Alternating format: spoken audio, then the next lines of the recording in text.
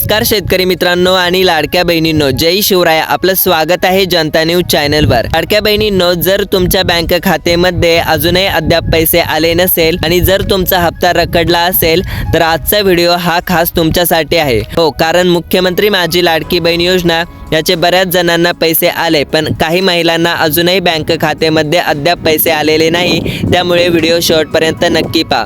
आणि हो, चॅनलवर नवीन असाल तर नक्की सबस्क्राईब करायला विसरू नका आणि बेल आयकॉन दाबा. आणि आजचा व्हिडिओ सुरू करण्या अगोदर एक छोट्या मनापासून असं सांगायचं की आपला चॅनल आता हळूहळू पुढे जात असून जवळपास प्रत्येक मित्र आपल्या चॅनलशी जोडला जातोय आणि सबस्क्राईब करत आहे. तो तुमचं प्रेम आणि विश्वासाचं प्रतीक आहे, त्यामुळे नक्की सबस्क्राईब करून बेल आयकॉन दाबा. तर वेळ न दवडता लगेच चालू अपडेट बघूया. 15 जून 2026 रोजी मे महिन्याचा प्रलंबित 1500 रुपयाचा हप्ता खात्यात जमा होणे सुरू झाले आहे. पण ज्यांचे काम अर्धवट आहे त्यांचे अर्ज सरकारने थेट नाकारलेच, म्हणजेच रिजेक्ट केले आहे.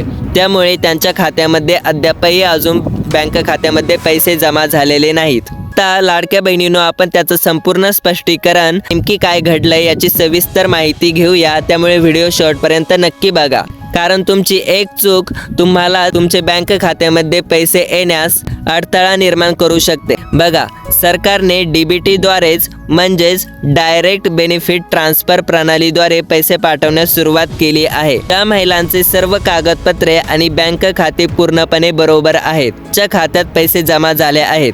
म्हणजे लाडक्या बहिणींनो, लक्षपूर्वक देऊन ऐका की ज्यांचे बँक खाते पूर्णपणे किंवा त्यांचे सर्व कागदपत्रे काय आहे क्लिअर आहेत, त्यांचेच खात्यामध्ये पैसे जमा झाले आहेत.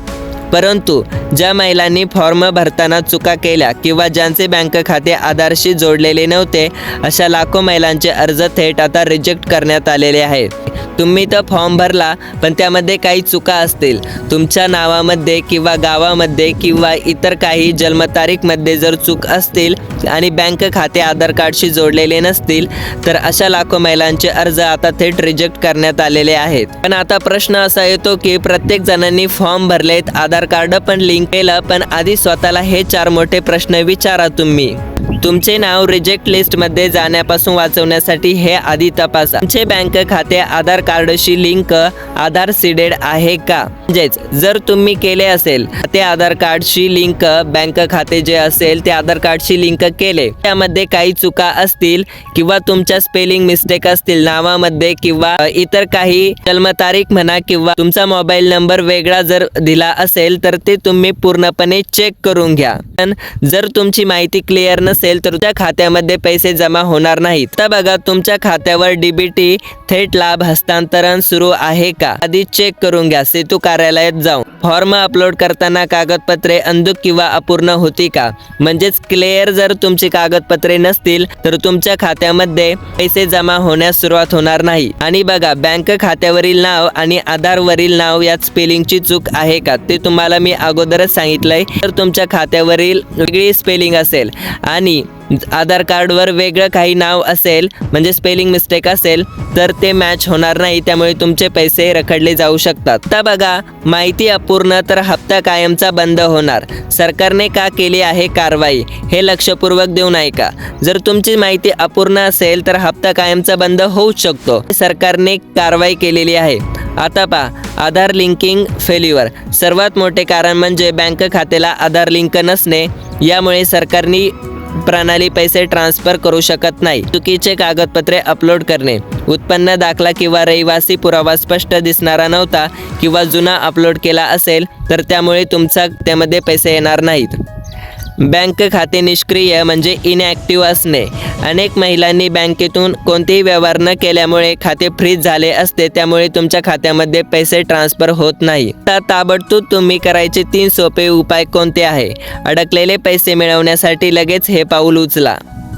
बँक खाते तपासा. मोबाईलवर मेसेज आला नसेल तरी बँकेत जाऊन पासबुक अपडेट करा आणि बॅलन्स तुमचा चेक करा. महा ई सेवा केंद्रात जा म्हणजेच सेतू केंद्रात जा. सेतू केंद्रामध्ये जा म्हणजेच महा ई सेवा केंद्रात जा. तिथे जाऊन आपले बायोमेट्रिक म्हणजेच KYC किंवा आधार लिंकिंग स्टेटस तपासून घ्या. पोर्टलवर लॉग इन करा. लाडकी बहीण योजनेच्या अधिकृत वेबसाईटवर जाऊन तुमच्या अर्जाचा स्टेटस ॲप्रूव्ड आहे की रिजेक्टेड आहे हे तपासा आणि त्रुटी असल्यास पुन्हा दुरुस्त करा. लाडक्या बहिणींनो, हा होता आजचा पूर्ण बातमीपत्रामध्ये विशेष तुम्हाला इन्फॉर्मेशन्स म्हणजेच माहिती. तुम्हाला तुमच्या खात्यामध्ये अजूनही पैसे आलेत की नाही ते कमेंट बॉक्समध्ये मला नक्की कळवा. आणि हो, अशाच ताज्या अपडेट्ससाठी आपल्या चॅनलला आत्ता सबस्क्राईब करून बेल आयकॉन दाबा. पाहत राहा जनता न्यूज. धन्यवाद. जय शिवराय, जय महाराष्ट्र.